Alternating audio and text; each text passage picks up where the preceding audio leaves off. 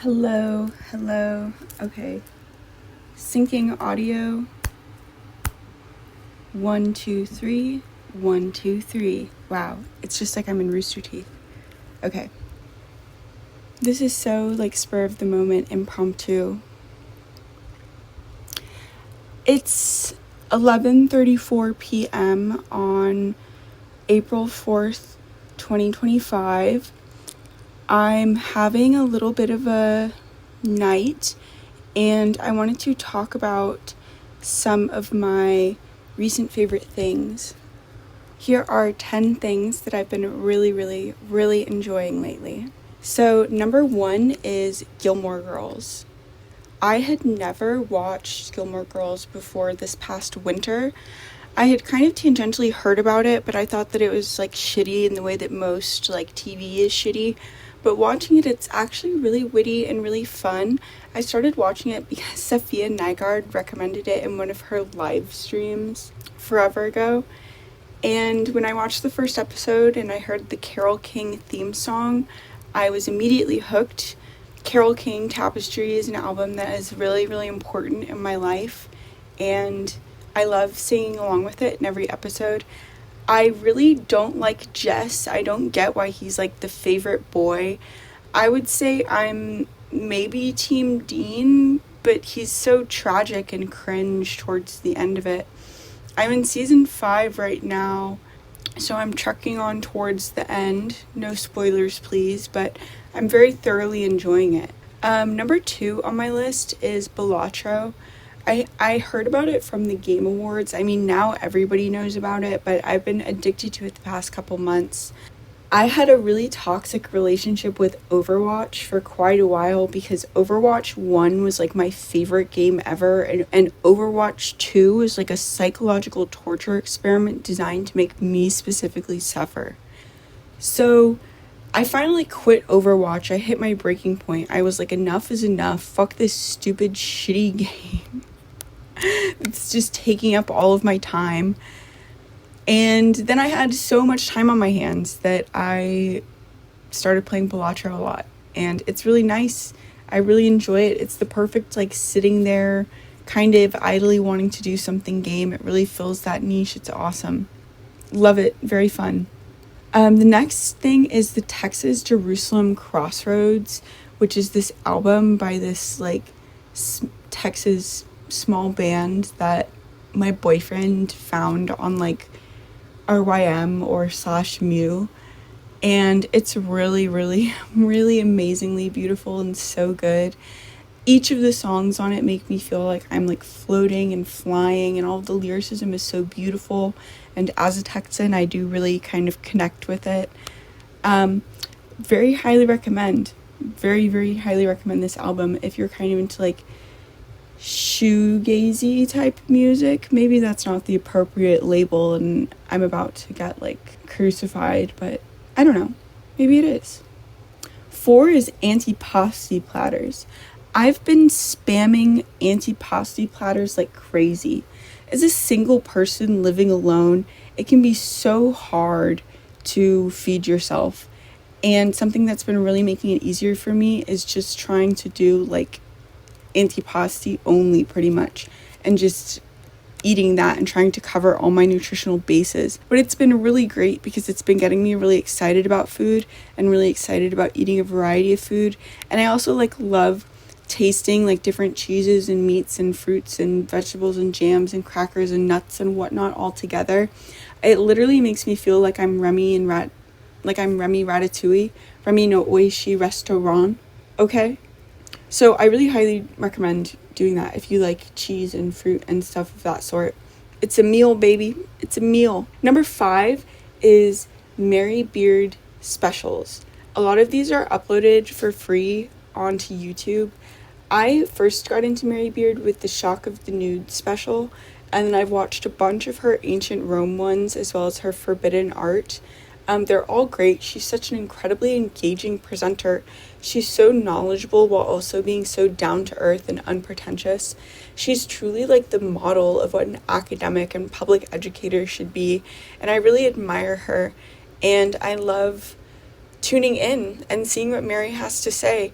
She has this incredible lecture called Women in Power that she ended up writing a book based on. But the lecture itself is absolutely incredible if you've got like an hour and you want to learn something and maybe challenge some of your viewpoints. I don't know. It rules. Number 6 is chainmail. I've been wanting to learn how to make chainmail for a while. I've been making jewelry for the past year or so, and recently I've finally taken the plunge to get into chainmail, and it's been very fun. This is a little link of, or a little segment of Byzantine chain, which is one of my favorite looking ones. There's also this little chain. I don't know what it's called. I don't remember.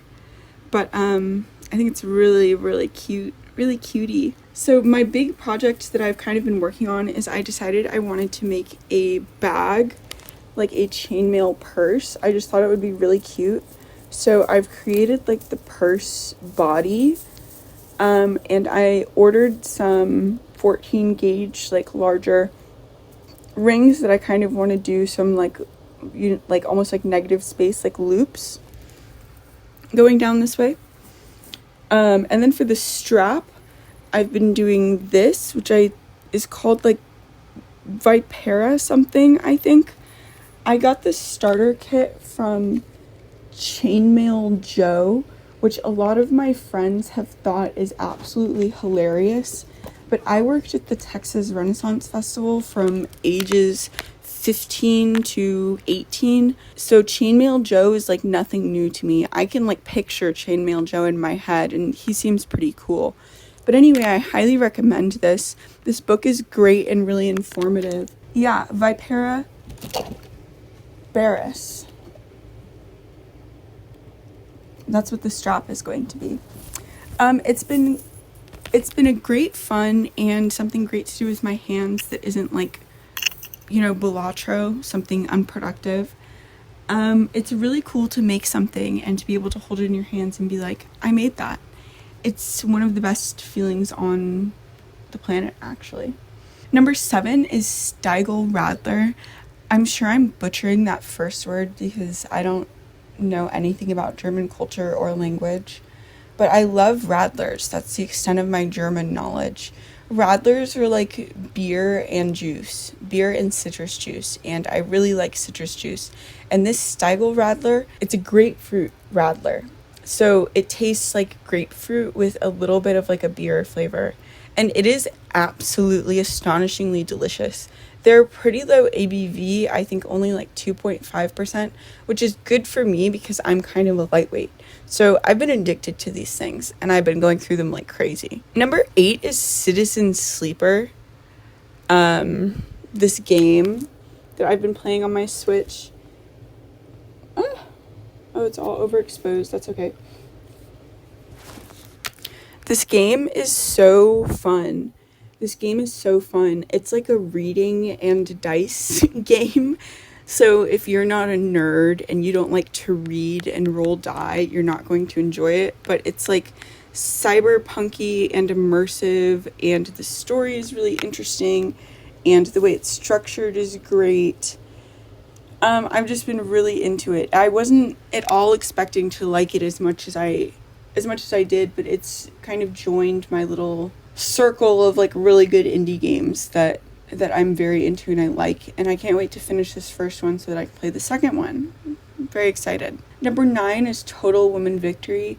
This is a little bit of a shoe-in because I'm a proofreader for Total Woman Victory. Total Woman Victory is a radical feminist newsletter zine that comes out quarterly. And I'm one of the proofreaders for it and also a contributor. And I just think it's awesome to have this place that women can just share their thoughts, and we can all come together and create these dialogues between pieces from women all across the globe that would have never met otherwise. It's just a very beautiful community. I'm so grateful to be a part of it, and I highly recommend reading it if you haven't already. The last thing, number 10 on my list of 10 things that I've been really into lately, is quitting vaping. Vaping. I'm not somebody who I think would have ever really been at risk to get super addicted to cigarettes, but I got addicted to vaping, and it sucks. and it really makes me physically feel like shit. And when I stop vaping, I physically feel so much better, except for the nicotine cravings, but they get better and they go away. And once you stop vaping, you also feel better about yourself because you did that. You told yourself to stop and you stopped. And that's pretty cool. So if you're also on a hashtag stopping vaping journey, like I am, we're in it together. So let's do it. Okay, that's pretty much all that I wanted to talk about. So I hope that the audio wasn't horrible. I hope that one of these audio situations ends up working. And yeah, thank you for watching.